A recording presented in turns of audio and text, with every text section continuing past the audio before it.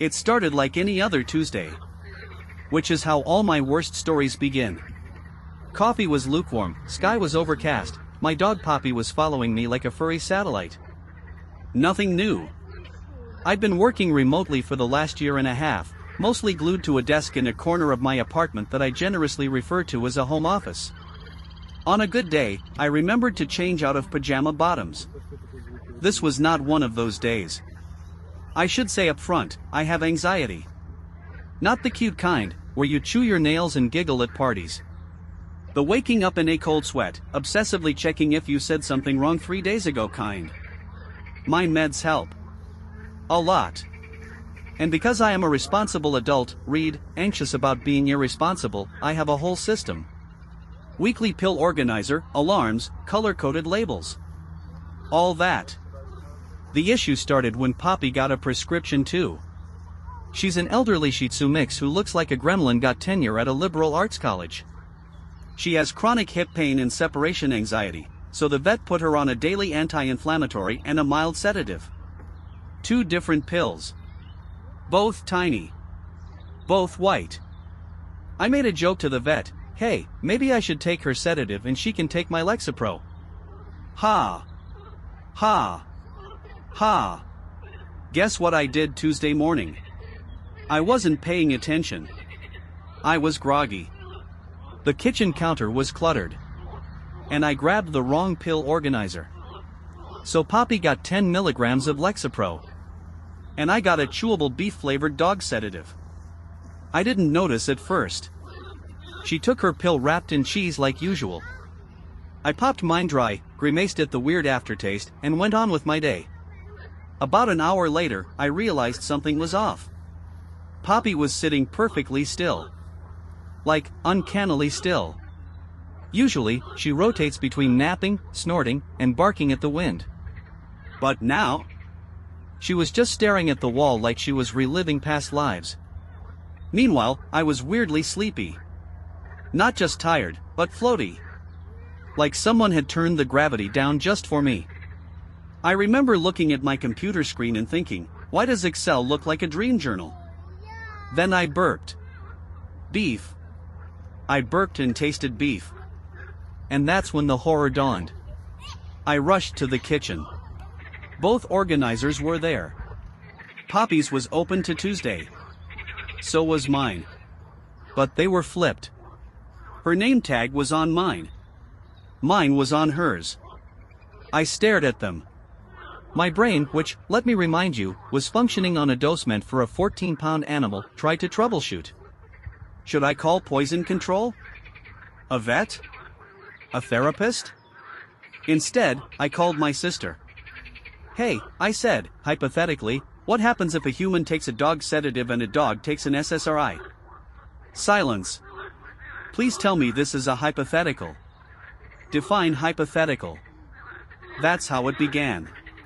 My sister, bless her, is not the panicking type. She teaches middle school, which means she has a resting heart rate of about 40 and has probably been vomited on more times than she can count. Alright, she said, sighing like she was about to talk me through resetting a Wi-Fi router. First of all, call your vet about Poppy. And maybe your doctor about you. But honestly, if she only had one pill, and she's not seizing or foaming at the mouth, you probably just gave her a really weird Tuesday. Okay, but what about me? You're fine? If anything, you're probably just extremely mellow right now. Do you feel okay? I looked down at my arms, which were covered in a blanket I didn't remember getting, and said, I feel like a warm bag of rice. She laughed. Cool. Call me if you start howling or chasing squirrels. The vet confirmed what my sister said, one dose of Lexapro wasn't likely to hurt Poppy. Just watch her. Make sure she doesn't become unresponsive or start acting erratically. I didn't have the heart to say, define erratic. She once barked at a loaf of bread for 6 full minutes. So I curled up on the couch next to her, both of us out of our minds in very different ways. And then my mom called. Now, if you've ever had anxiety and a mother who treats guilt like an Olympic sport, you know what kind of mental spiral this initiated. I didn't answer, but she left a voicemail. 3 minutes long. starting with "I had a feeling something was wrong" and ending with "you should consider more probiotics." Poppy started snoring. I started crying. Not a full sob. Just one of those soft leaks where your body says, "Hey, we're overwhelmed, but let's not make a whole thing out of it." I told myself it was fine. A one-time mix-up. No harm done. But then came Wednesday. That morning, I felt better. Clearer. My usual anxiety crept back in like a roommate returning from a weekend trip. But Poppy? Still, weird. She wouldn't eat her breakfast, which is usually the highlight of her day. She followed me from room to room but didn't make a sound. No barking. No grunting. Just silence. That silence settled into the apartment like dust. I tried to work, but I couldn't focus. Slack messages piled up. My boss DM'd me twice, "Need you on the Q4 call." Also, "You good?"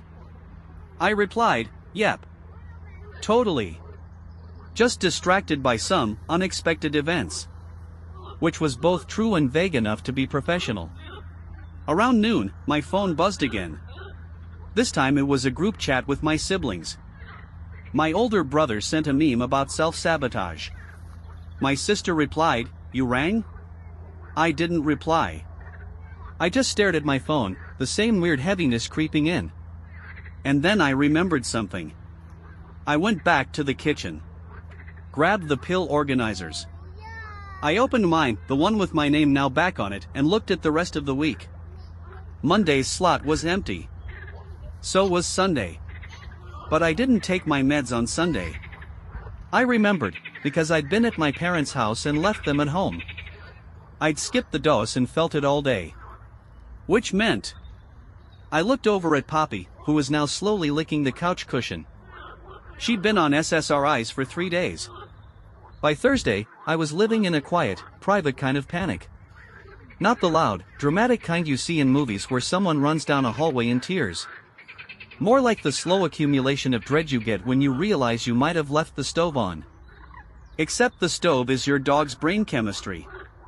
Poppy had started twitching in her sleep. Nothing huge, just little paw jerks and occasional vocalizations that sounded like she was dreaming about unpaid taxes. Every time it happened, I jumped. And every time I jumped, I remembered, I did this. The thing about guilt is that it doesn't just make you feel bad. It makes you doubt. I started questioning everything. Had she always been this quiet? Did she normally sniff the couch like it contained ancient secrets? Had her eyes always looked that human? I called the vet again. This time, I didn't pretend it was a one-off mistake. "I think she's had 3 doses, I said. "Maybe 4. There was a long pause. Then the vet asked, "Why didn't you bring her in?" And that was the moment it hit me. I'd been so embarrassed, so wrapped in my own anxiety, that I hadn't considered that maybe I should stop trying to fix it quietly. That maybe this wasn't just about my shame. I made an appointment for the next day. First thing. 8:15 a.m. I wrote it on a sticky note and stuck it to Poppy's forehead. Not really, but I wanted to. That night, I tried to talk about it in therapy. I do virtual sessions every other Thursday. My therapist is a soft-voiced man named Darren who wears too many earth tones and says things like, "Name the feeling." So, I said, I accidentally gave my dog human antidepressants and took her sedatives. It's been a week. He didn't laugh. He tilted his head. "What's the story you're telling yourself about that? That I'm an idiot. That I shouldn't be trusted with responsibilities. That I'm secretly unraveling and this is proof." He nodded. "What's another story that might also be true? That I made a mistake?" He smiled. And I'm trying to make it right. Exactly. I didn't feel better, but I felt human. And that was enough to sleep through the night. The next morning, I bundled Poppy into her carrier. She made one soft groan and rested her chin on my knee during the drive. The vet, a no-nonsense woman named Dr. Choi, examined her gently. "She's okay," she said finally. No signs of serotonin syndrome. She's alert, her reflexes are intact. She might be a little off for a few more days, but it'll pass. Relief doesn't always come in a rush. Sometimes it's a drip. A slow trickle of not everything is ruined. But then Dr. Choi looked at me and said, "Are you okay?" And I burst into tears. By Thursday, the guilt had transformed from a knot in my stomach into a slow, persistent ache behind my eyes. Like a hangover from a party I didn't remember attending. My apartment was too quiet, but not in a peaceful way, more like the aftermath of a fight no one wanted to admit happened. Even Poppy's presence felt like a muted echo of what it should have been. She moved slowly, blinked slowly, like she was floating just behind the present. And me? I was spiraling. I told myself over and over that it was a mistake. That people made mistakes. That, according to the vet, nothing permanent had happened. But logic has never been great at winning a fight against my anxiety.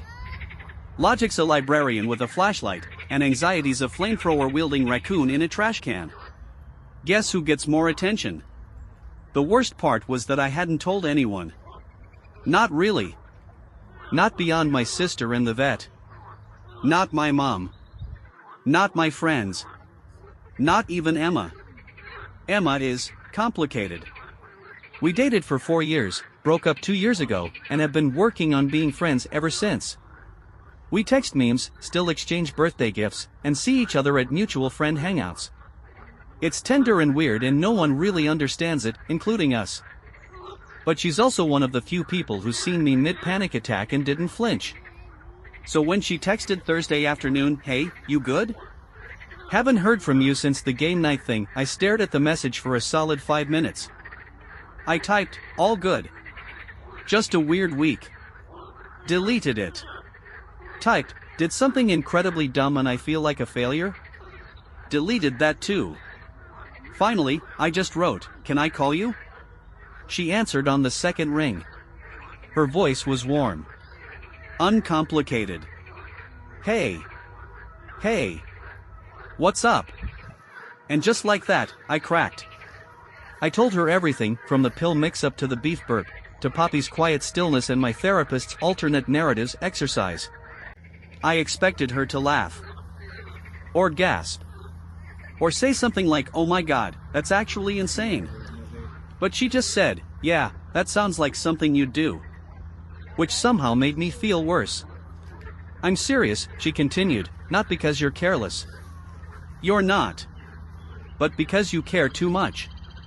You get inside your own head trying so hard to be perfect that eventually something breaks. So I broke my dog. She's not broken. She's vibing. Vibing? She's been accidentally microdosed with SSRIs. She's probably journaling in her mind palace right now. I choked out a laugh. It was the first time I'd felt anything close to lightness in days. "She's licking the baseboard," I said. Exactly. Soul-searching. Emma stayed on the phone with me for over an hour. At one point, I said, "You don't think I'm a bad person?" And she said, "I think you're a person. You mess up. But you also called the vet. You're making it right. You didn't pretend it didn't happen. That counts."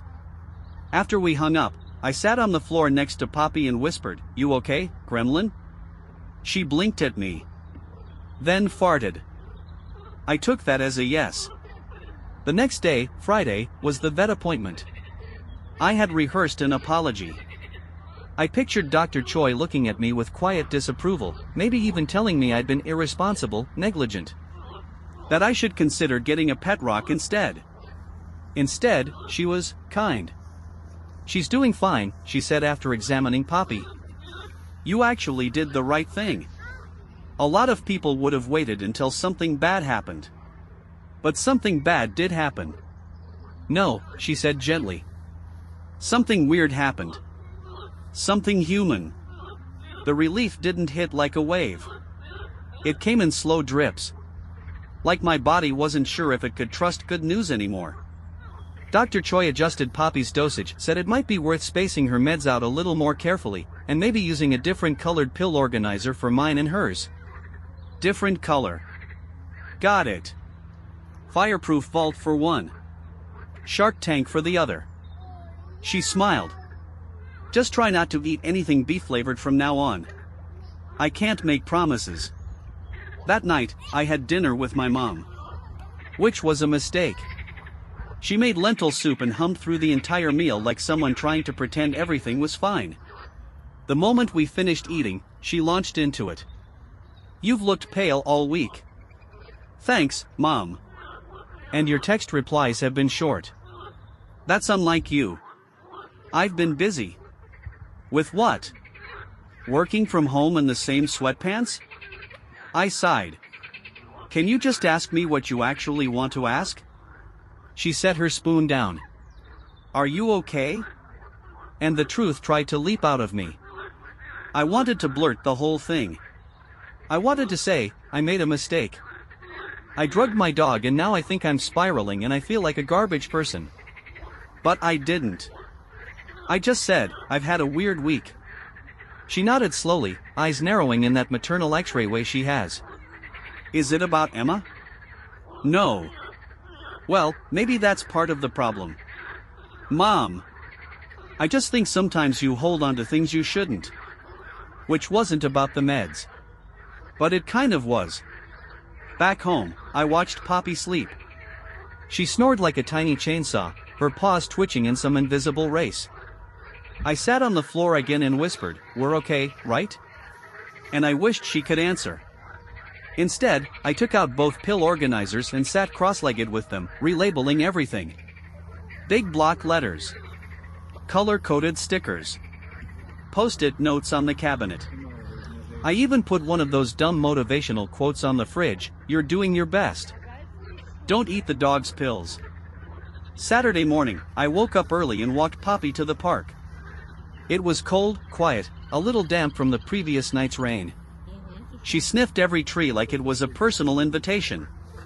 A kid ran past and waved at her. She wagged her tail once, slow and thoughtful, like she was still getting reacquainted with the world. Me too, kid. Me too. I sat on a bench while she circled a patch of grass for 5 full minutes before deciding not to pee. A woman passed with a labradoodle and said, "She's cute." "What's her name?" "Poppy," I said. "She looks very calm." I smiled. She's had a transformative week. I hadn't planned on going to my parents' house that Sunday. But after the week I'd had, something about the idea of sitting in a too-bright kitchen eating overcooked eggs while being low-key judged felt grounding. Familiar discomfort is still a kind of comfort, right? So I packed Poppy into her carrier, loaded up on coffee, and made the hour-long drive to the house I grew up in, a beige colonial that always smelled faintly of potpourri and mild disappointment. Mom greeted me with a hug that was 20% warmth and 80% surveillance. Her eyes went straight to my face. "You look tired," she said, like it was an act of love. "Thanks. You look awake. Do you want eggs?" "Sure." Dad waved from the dining room where he was doing a crossword. "Still working from home?" he asked. "Yeah. You should come work for our company. We need people who know how to do spreadsheets and cloud things." I smiled. Not sure cloud things is my area of expertise. Mom returned with a plate of scrambled eggs that had the texture of wet foam insulation. Poppy hopped onto the couch and promptly fell asleep in a sunbeam. I sipped my coffee and braced for the main event. "So," Mom said, sitting down. "Tell me what's really going on." "What do you mean?" She gave me a look like I was a crime scene photo. "I can tell something's off. You're not talking as much. Your texts have punctuation. And you brought Poppy in a carrier. You never do that unless you're feeling fragile." She wasn't wrong.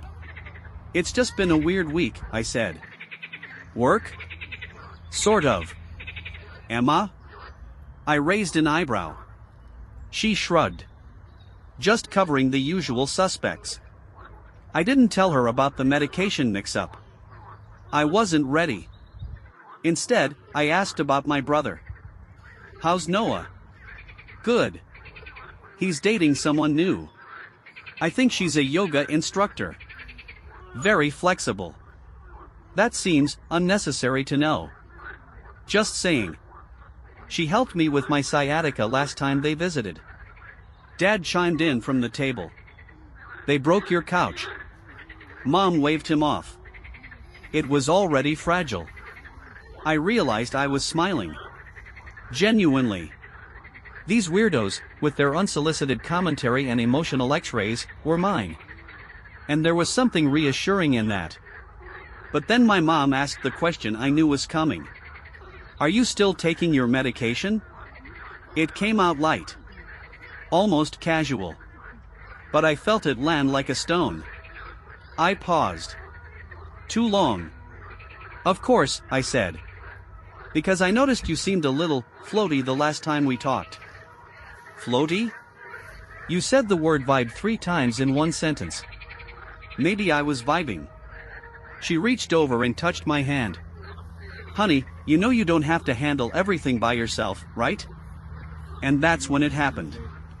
I started crying. Not the dramatic, cinematic kind. Just quiet tears, sliding down my cheeks without fanfare.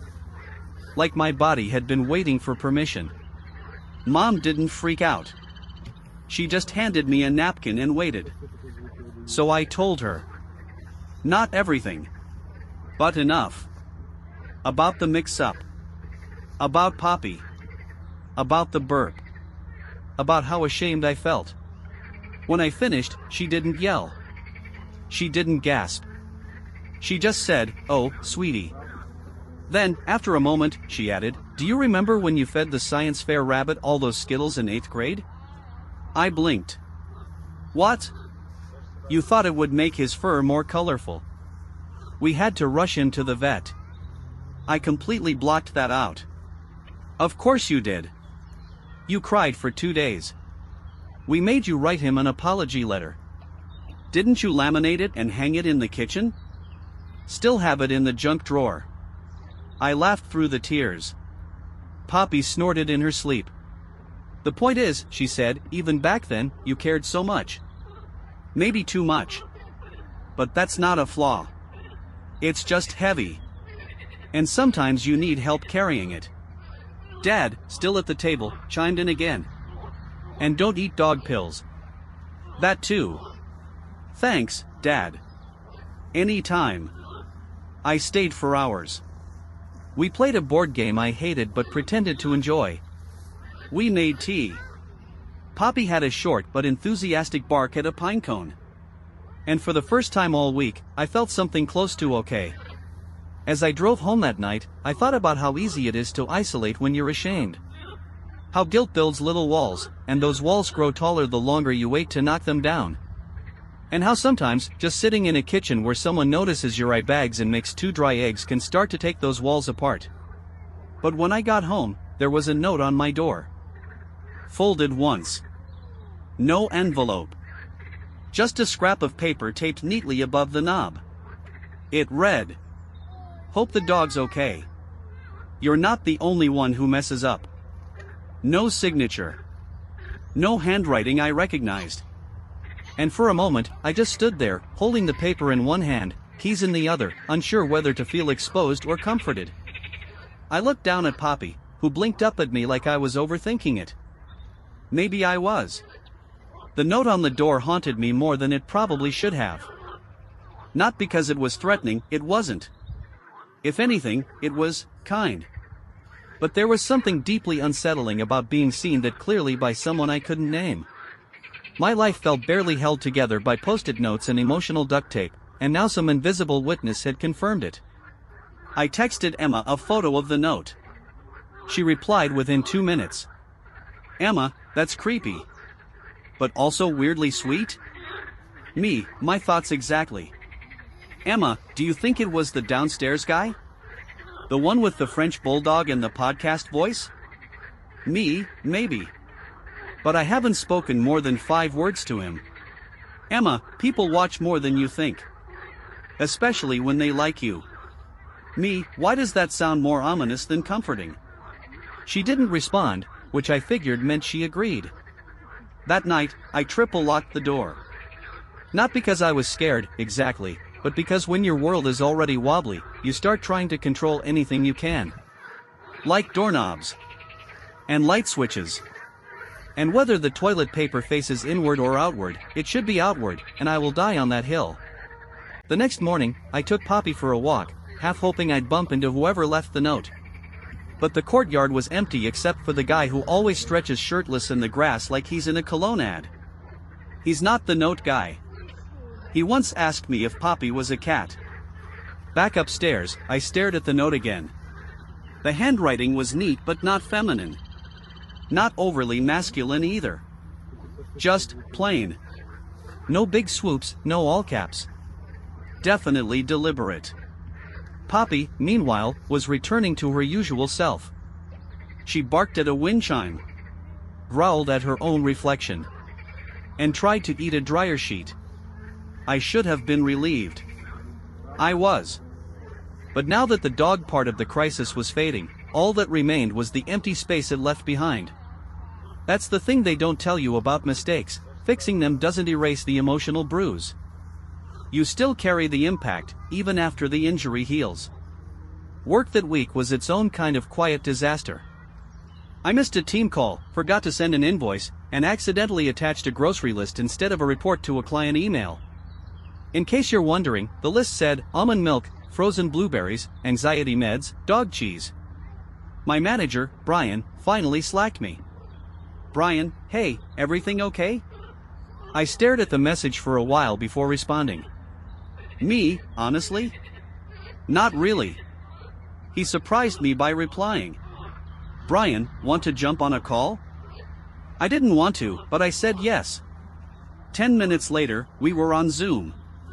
He looked tired, in that corporate stoic way where you can tell he's 5 minutes away from eating yogurt straight out of the tub in a parking lot. "I've noticed you seemed a little off lately," he said, gently.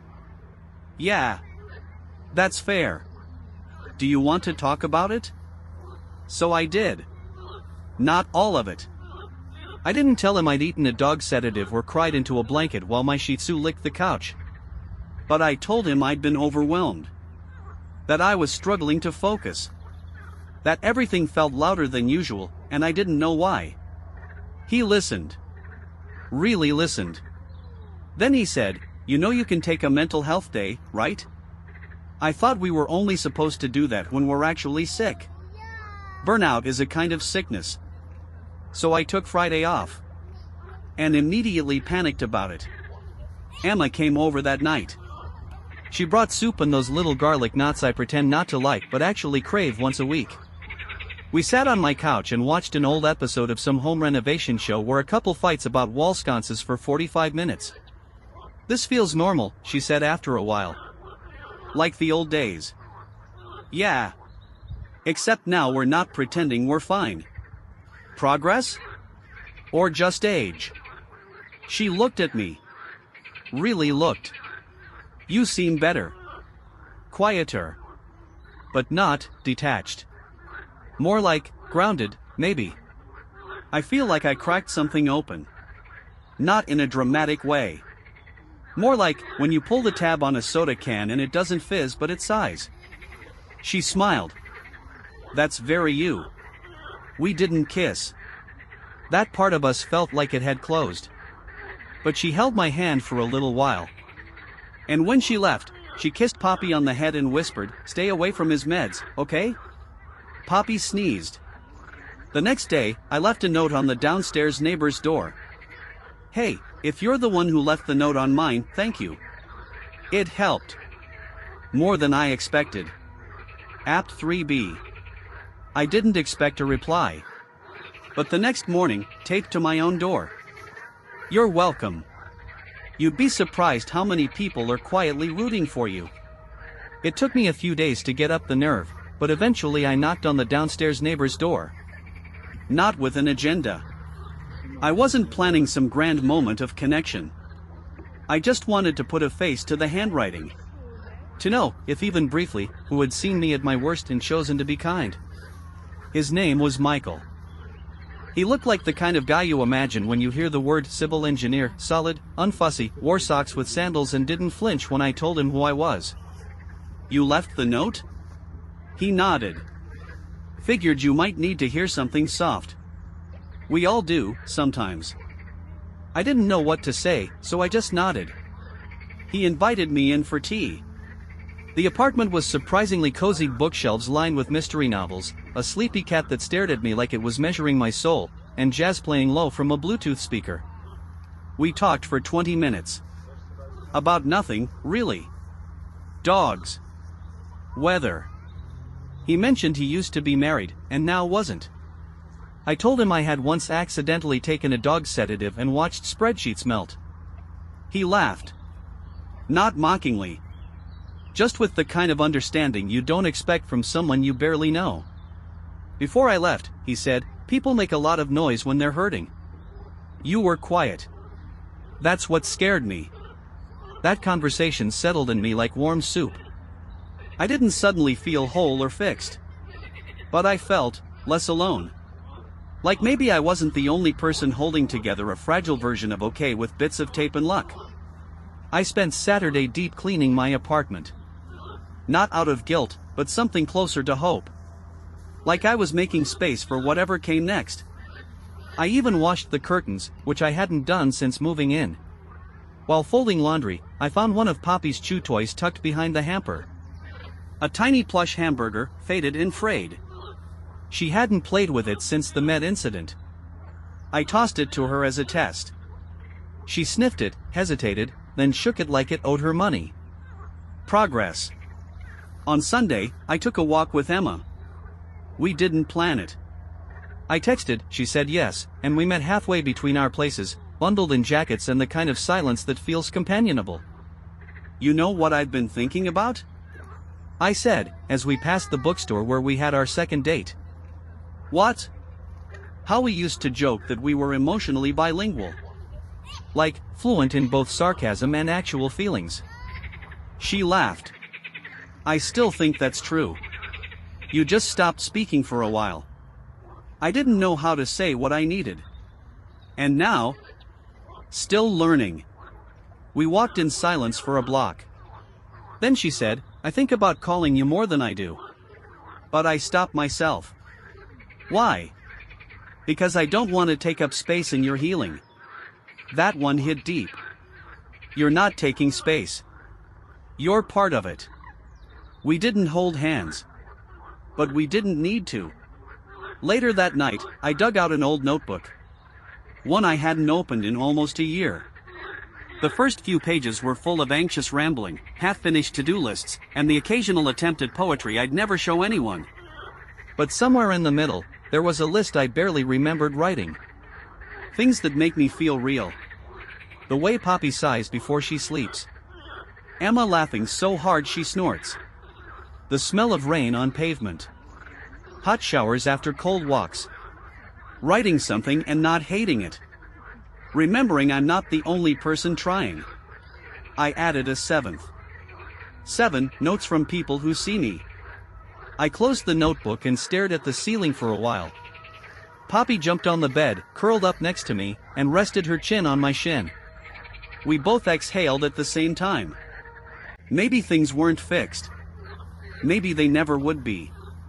But maybe that wasn't the point. I didn't expect a week that began with such calm to unravel so quickly.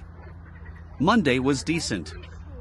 I logged into work on time, answered all the backlog of emails, and even made my bed for the first time in 5 days. Poppy was back to doing her usual rotation of couch to sunbeam naps, occasionally barking at the mail slot as though it had personally wronged her. It felt like we were back to normal. But normal is slippery. It was Tuesday when my boss, Brian, scheduled a last-minute check-in. Just want to make sure we're aligned heading into next quarter, he said in the Slack message. I panicked a little. Which, for me, meant pacing my apartment with a mug I wasn't actually drinking from and rewriting imaginary scripts of how I might explain my uneven performance the past 2 weeks. Would he ask why I submitted 3 versions of the same spreadsheet labeled final_final_final? Would he bring up the email where I'd accidentally signed off with "Love, your name here"? Instead, the meeting started with him asking, "How are you, really?" And once again, I almost cried. Not because he was prying. Because he meant it. I gave him the SparkNotes version, nothing about Poppy's unintentional pharmaceutical journey, but enough to explain why I'd been a little off. He nodded, looked down for a second, and then said something that stuck with me. "You don't have to prove you're okay. We just need to know how to support you while you figure it out." That sentence hung in my chest the rest of the day. That night, my phone lit up with a missed call from my dad. We don't talk often. Not because there's bad blood, but because we're similar in the worst ways, too good at small talk, allergic to vulnerability, both of us filling silence with weather updates and movie recommendations. I called back. He picked up on the third ring. "Hey, kiddo." "Hey. Everything okay?" "Yeah. Just been thinking about you." We danced around the subject for 10 minutes. Then he cleared his throat. "Your mom told me about the, medication thing." Of course she did. I waited. I braced. I expected teasing or confusion or that disappointed pause he used to give when I broke something as a kid. But instead, he said, "You know when I dropped that TV on my foot in '99? When I told everyone it was because of a faulty stand?" I laughed. "Yeah. You were a household legend." Well, truth is, I tripped over my own pants. Was doing laundry in my boxers, slipped on the leg, and slammed straight into the TV stand. Took the nail clean off my toe. Why didn't you just say that? Because shame is louder than truth, sometimes. I was embarrassed. Figured if I framed it better, I'd look less stupid. I sat with that. "Point is," he continued, "you don't have to make this pretty. You're allowed to feel like crap and still be someone worth loving." I didn't say anything. But I let that sentence stay. Around 2:13 a.m. that night, I woke up in a sweat. Not from a nightmare, just unrest. A vague, throbbing awareness that I hadn't been sleeping so much as avoiding consciousness. I got up, padded into the kitchen. Poppy followed, eyes squinty but loyal. I made tea. Not to drink it, but because I needed the sound of something happening. The silence of a sleeping apartment is the loudest sound I know. I sat by the window and watched nothing. The parking lot was empty. The lights from the complex flickered in that stuttery way that made everything feel vaguely haunted. And I wrote. Not a journal entry, not a to-do list. Just words. Thoughts. Scraps. Something about shame and its disguises. Something about guilt masquerading as humility. Something about how sometimes the kindest thing you can do for yourself is let someone else see the mess. When I finished, the sun hadn't risen yet. But the sky had started to soften. I whispered into the stillness, mostly to myself, "I think I'm still worth the effort." Poppy sneezed. I took that as agreement. The next morning, I woke up feeling strange. Not bad strange, just cracked open. Like something inside me had shifted slightly and now I could hear everything more clearly. My thoughts weren't racing like usual. Instead, they moved at the speed of a slow elevator. Steady. Cautious. Letting me off one floor at a time. I made toast. Sat with it. Didn't scroll. When I logged into work, I set a timer to take a break every hour. Drank water. Fed Poppy. Answered emails with complete sentences. That might sound like nothing, but for me, it was a triumph. I didn't even realize I was humming until Poppy cocked her head at me like I'd started speaking French. Mid-afternoon, I got a message from Brian. "Brian, saw your client feedback. Well done." Me, thanks. Honestly didn't expect that today. "Brian, I think you underestimate how much people notice when you care." I stared at that for a long time. That evening, I had dinner with Emma again. This time, we ordered Thai and sat on the floor with pillows instead of the couch. Less formal. More grounding. We talked about the usual work, family, the time our mutual friend Dan got locked out of his apartment in nothing but a robe, but then she got quiet. "Can I ask you something kind of personal?" "Always." She hesitated, then asked, "Do you ever wonder if we gave up too soon?" I didn't answer right away. Not because I didn't have thoughts. Because I had too many. "Sometimes," I said finally. "But I also think maybe we weren't ready to be what we needed from each other." "Not then." She nodded slowly. "I think I was scared. Of how much I needed you. I was scared of needing anyone." We didn't draw any conclusions. No rekindled sparks. Just two people acknowledging what they were and what they weren't. But it felt like closure. Or maybe just clarity. And sometimes, that's enough. That night, I found myself scrolling through my phone and pausing at a number I hadn't called in over a year. My cousin, Elise. We used to be close. Grew up more like siblings than cousins. But somewhere between my anxiety spiraling and her moving across the country, we drifted. And I didn't even notice how much I missed her until her name blinked back at me like it wanted to say, "Hey. I'm still here." So I called. She answered on the second ring. Same voice. Slightly raspier. "Holy shit," she said, "did you get a new number or are you just emotionally ghosting me?" I laughed. A little of column A, a little of column crippling self-doubt. We talked for nearly 2 hours. About nothing and everything. About her job, her girlfriend, her dog, also a gremlin-like creature named Waffles, and finally, about me. I told her what happened. About the pill mix-up. The panic. The crying in the kitchen. The note on the door. And instead of mocking or pitying, she just said, "God. I've missed your brand of chaos." And then, after a pause, "You know you don't have to be fixed to be loved, right?" That one stayed with me. On Thursday, I had therapy again. Darren, in his ever-soothing earth tones, greeted me with the usual, "How are we today?" I didn't launch into the week's events. I just said, "I feel like something cracked open." But in a good way. He smiled. "And what do you think that space is for?" "I don't know. Breathing room, maybe." We talked about all of it. Not just the pills. The guilt. But the way I've always equated perfection with safety. The way I've tried to earn love by being useful. The way I've convinced myself that if I can just manage the chaos, I'll finally deserve peace. "And do you," he asked, near the end, "deserve peace?" I thought about it. I'm starting to think I do. He didn't say anything. Just nodded. Which somehow said more. That night, I took Poppy for a walk in the drizzle. The air smelled like wet pavement and budding leaves. Spring trying to muscle its way through the last stretch of gray. We passed Michael on the stairs. He raised a hand. "Hey. Looking more vertical today." I grinned.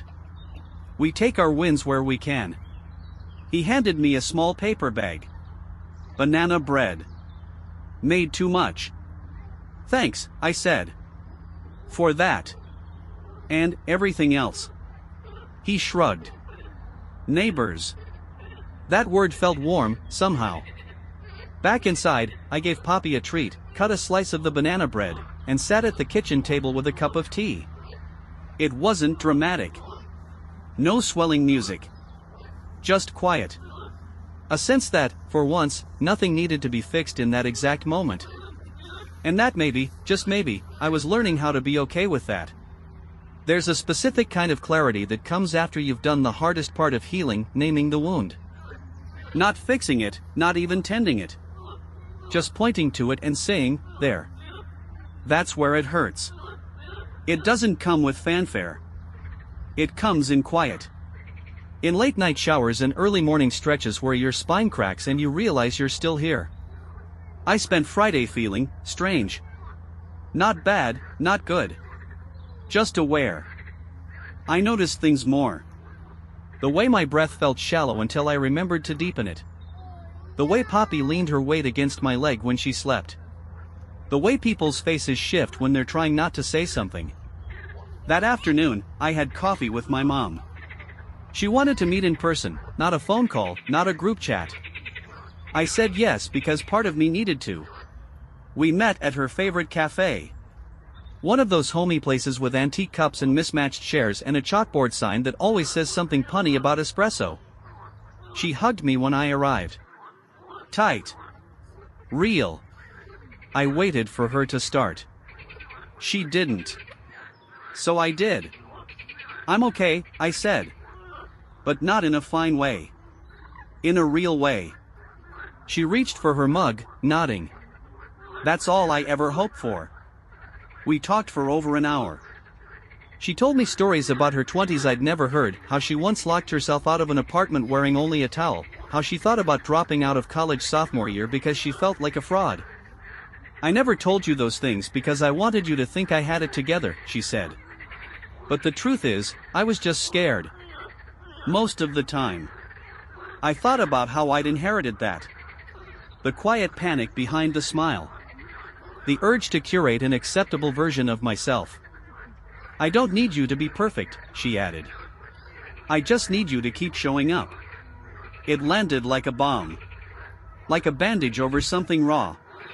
That evening, I called Emma again. She sounded surprised. You okay? Yeah.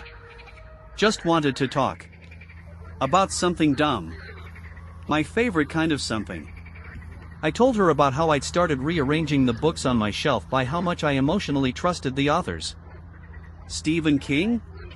Reliable. Murakami? Suspicious. She laughed for a full 10 seconds. Then said, God, I missed this version of you. What version is that? The one that doesn't hide. We didn't talk about us.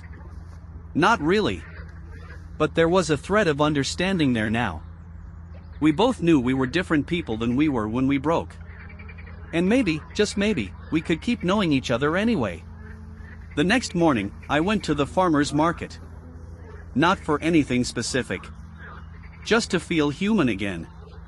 There's something about seeing imperfect vegetables in wooden crates that makes life seem manageable. I ran into Michael. He was buying peaches. Hey, I said. He smiled. You look like you belong here today. Weirdly, I think I do. He handed me a peach. Best ones are bruised a little. Means they've been through something. We stood in silence a moment, and it felt easy. Before I left, he said, you know, the note thing? I didn't do it to be a hero. I just saw someone who reminded me of me. I nodded. Thanks for not looking away. That afternoon, I found an old voicemail I hadn't listened to. From my aunt, left right after the whole incident started. Her voice was tight, like she was trying not to say too much. I heard from your mom you had a rough week. I just wanted to say, you're not alone. I know I've been distant lately. That's not about you. It's about me trying to figure out how to live with all the stuff I never dealt with. But I'm rooting for you. Even if I don't always say it. I saved it. Not because I needed it every day, but because I might need it again someday. That night, lying in bed with Poppy curled up by my feet, I thought about how this all started. One stupid, tired, distracted mistake. One mix-up. And how it spiraled into a mirror I didn't want to look in. But also into a dozen quiet lifelines. No one had fixed me. No one had even tried to. They just showed up. Sat beside the chaos. Held the pieces without demanding they be reassembled right away. And somehow, that was enough. I whispered to the dark. We're okay now. Poppy didn't move. But her tail gave a single soft wag. This morning, I woke up with Poppy's paw in my armpit and a sense that something was ending, not in a sad way. More like the last page of a book you didn't realize you were reading until it was almost over. I brewed coffee, toasted a bagel, and played a playlist called Songs I Pretend Play During Indie Film Montages. I didn't check email. I didn't even check my calendar. For once, I didn't need to fill the space. Poppy barked exactly once at the window and then trotted to her food bowl like she'd conquered something. And I guess she survived SSRIs, the beef burp apocalypse, and my spiral into anxious oblivion. She deserved her kibble. Maybe even a parade. I took her on a longer walk than usual. The air had that early spring bite, the kind that smells like thawing mud and possibility. We passed the bakery, the guy who always jogs while yelling into his earbuds, and 3 tulips trying to break through a crack in the concrete. Later, back home, I found myself standing in front of the mirror. Really looking. I didn't look transformed. There was no cinematic glow, no before and after aesthetic. I just looked, like me. Tired, but rested. Scuffed up, but upright. I called my sister. "Hey," she answered, "did you finally eat a real vegetable or something?" "No. But I think I'm okay." "You sure?" "No. But I'm okay with not being sure." She paused. Then said, "That's growth, bro." We talked about nothing for 20 minutes. Which, in sibling terms, is a love language. Around lunch, I wrote a message to Brian, thanking him for the patience, the check-ins, the humanity. I hit send and immediately got a reply. "Brian, you never owed me perfection. You just owed me honesty." I sat with that. Then I texted Emma, "Want to take Poppy to the lake later? She needs to bark at ducks and I need to pretend I don't cry when I see ducks made for life." She sent back a thumbs up emoji. Then added, "You bring snacks. I'll bring perspective." At the lake, Poppy did bark at ducks. One particularly round one flapped its wings like a dad trying to shake out a beach towel. Emma and I sat on a bench and watched it all unfold. "I like this version of us," she said. "Which version is that?" "The one that gets to keep each other without pretending we didn't mess up." "I like that too. We didn't label anything. We didn't plan a future. We just existed next to each other, laughing about dog farts and duck drama, and it felt like enough." That evening, I found my old pill organizer. The one from the week this all started. I almost tossed it. Then I didn't. Instead, I sharpened a note across the lid, "Not for dogs. Not for panics. Just for trying." It felt weirdly ceremonial. I've told this story a few times now. At work, with friends, to my therapist, in conversations that start with, "You're never going to believe this but..." And every time, I wait for judgment.